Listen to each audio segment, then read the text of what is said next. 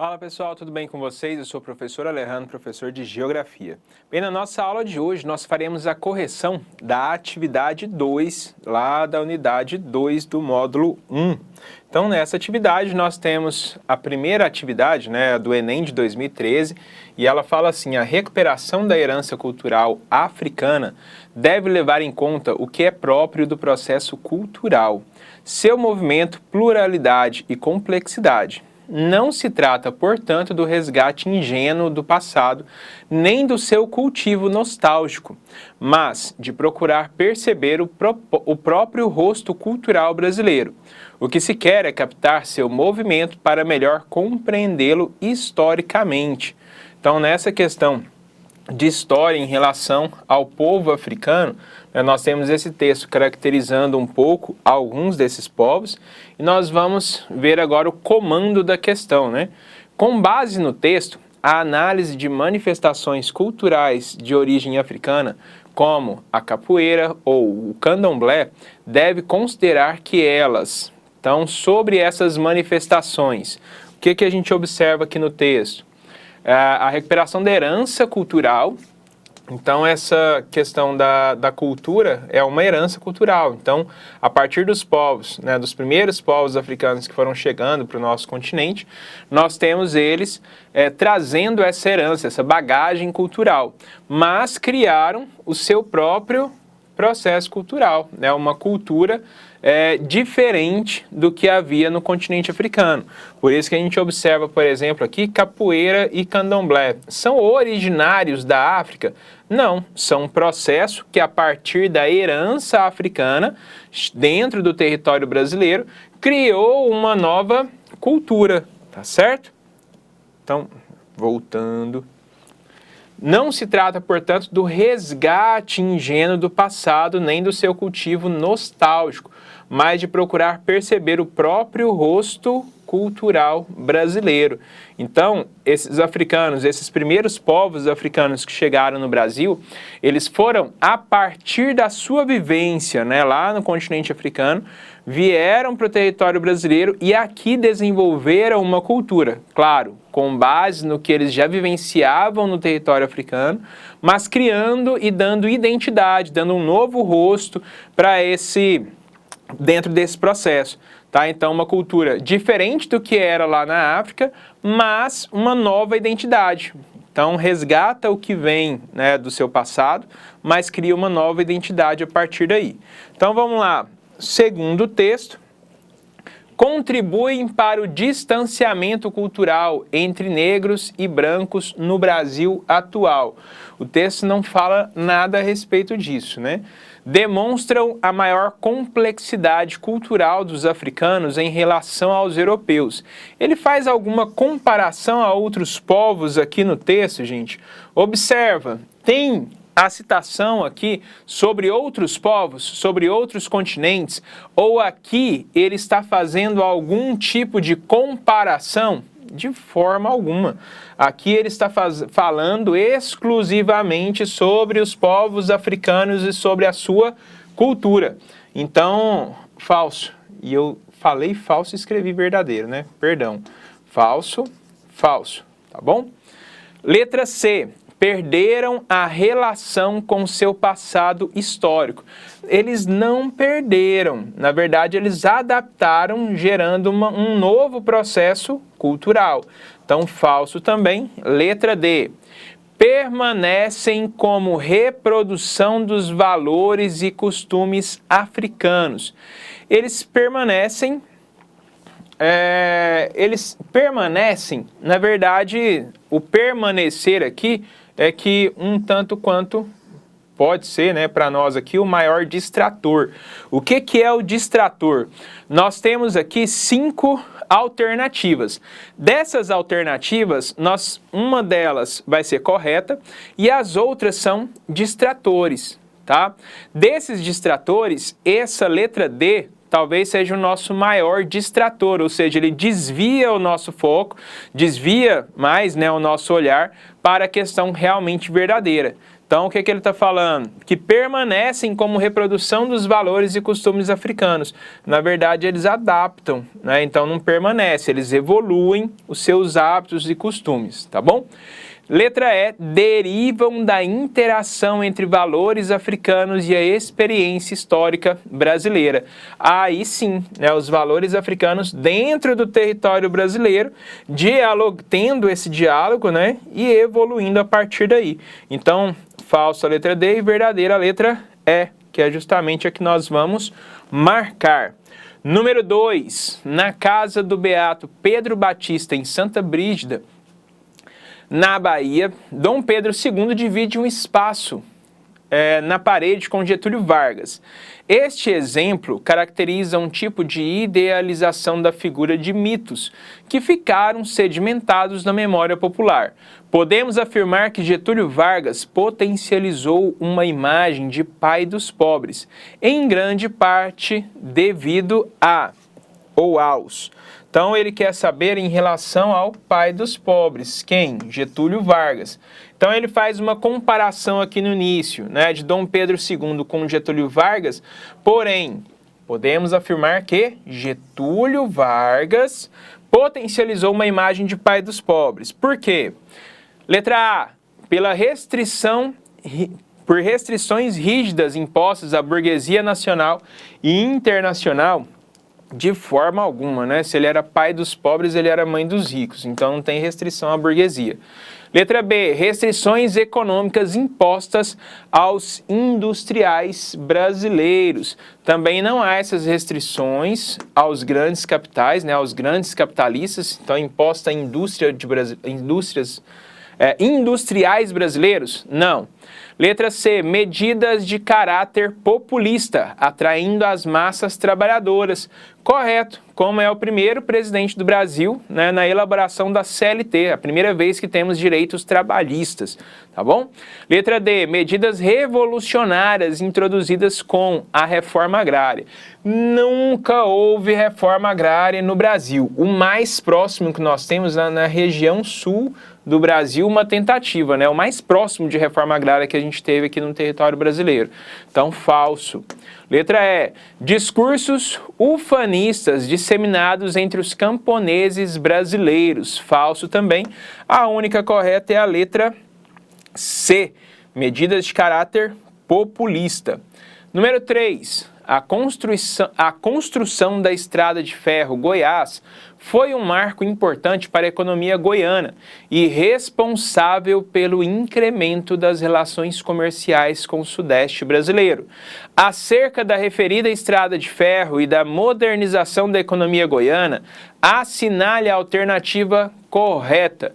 Então vamos lá, sobre a estrada de ferro que ligou Goiás ao Sudeste brasileiro, principalmente aí, né, Minas Gerais e São Paulo estavam ligados aí ao estado de Goiás pela ferrovia. Então, sobre ele, né, sobre essa estrada de ferro, nós podemos afirmar, letra A, a região norte de Goiás foi a que mais se beneficiou com a construção da ferrovia. Gente, a região norte de Goiás, nesse momento aqui, né, 1988, a região norte de Goiás vai se tornar o estado, hoje, né, estado do Tocantins. Então, quando fala da estrada de ferro, é anterior a isso. Então, quando fala norte de Goiás, qual que é o norte de Goiás nesse período? É o Tocantins, tá bom? Então, a região do Tocantins foi a que mais se beneficiou, né, com essa produção, escoamento produção agropecuária para o Triângulo Mineiro, mas de jeito nenhum. Essa região norte era totalmente abandonada, tá?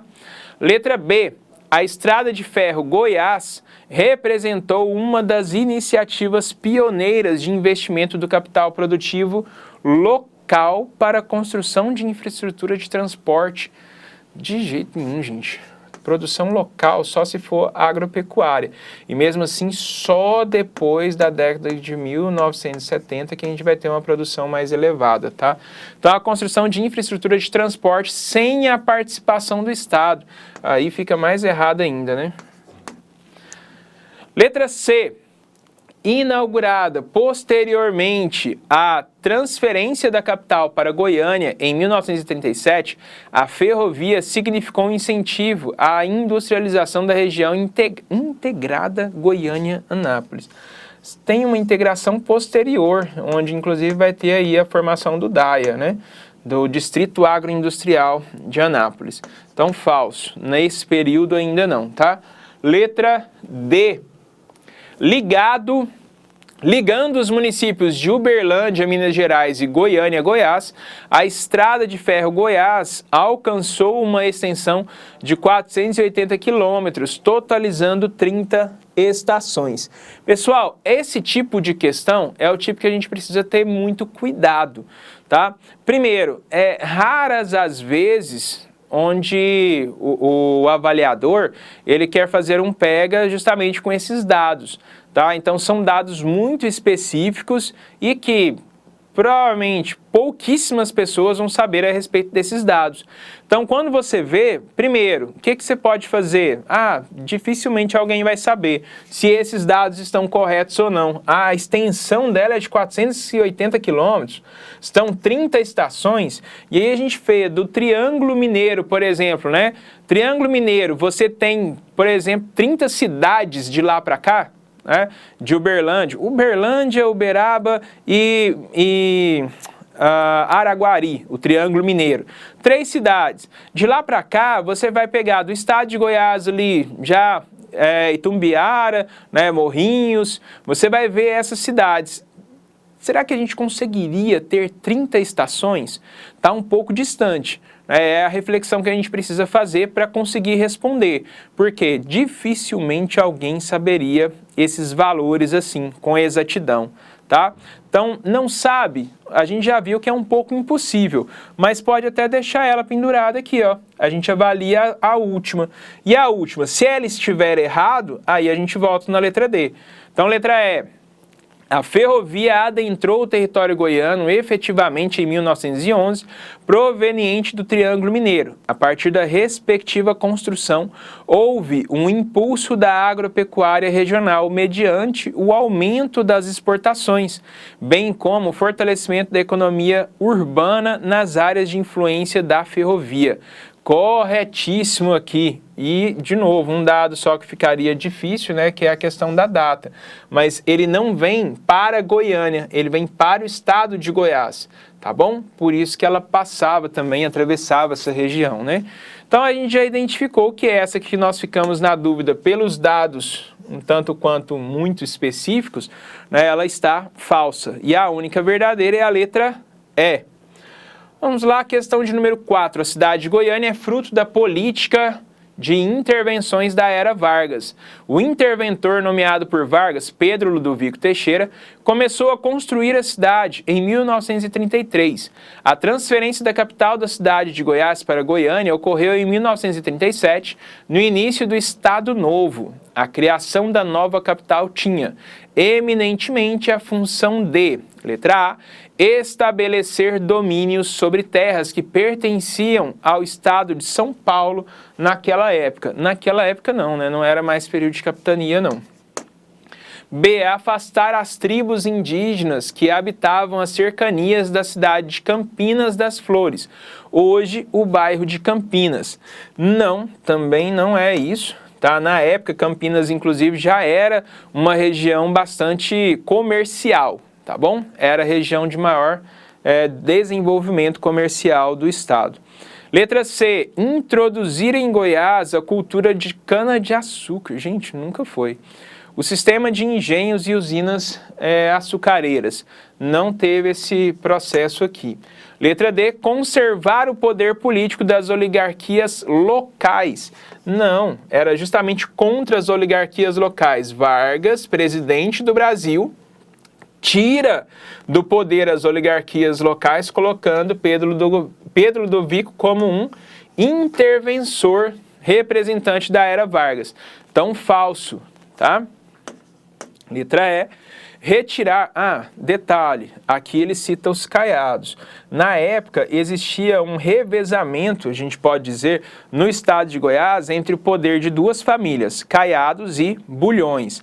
No momento da intervenção, Pedro Ludovico, ele entra como governador do estado, interventor, no lugar da oligarquia local, quem estava no governo eram os bulhões, tá? Então, mais uma vez, errado aí, colocando a família Caiado nesse momento aqui. Letra E, retirar o poder político das oligarquias locais. Corretíssimo, letra E. Número 5 e última questão. No período do Estado Novo, Vargas impulsionou o desenvolvimento da indústria de base no Brasil. Para tanto, foi necessário, letra A, a criação de comunas rurais ao longo do sertão brasileiro. Falso. A criação de Companhia Siderúrgica Nacional, Companhia Vale do Rio Doce e Companhia Hidrelétrica de São Francisco. Pessoal, essas companhias realmente foram criadas? Mais ou menos. Nós temos, na era Vargas, a CSN foi criada, a Vale do Rio Doce também, mas fica errado na última, tá? Então, só as duas primeiras. Letra C, a criação de laços econômicos com companhias latino-americanas, visando assim uma associação pan-americanista industrial. Então, aqui nós teremos a nossa resposta correta, tá bom? Letra D, o enfraquecimento do controle estatal. Sim, lembra na questão anterior, justamente contra as oligarquias locais. Direcionamento da atividade industrial para o setor privado. Não, aqui é onde fica errado, que era para o setor estatal. O setor privado não tinha interesse na indústria. Letra E, o desmantelamento do setor agroindustrial e a desapropriação dos grandes latifúndios. Nunca houve essa desapropriação aqui, tá? Então, a única correta é a letra C. Bem, nós chegamos ao final, então, da nossa correção. São essas atividades que nós tínhamos para hoje. Tchau para vocês e até a próxima. Valeu!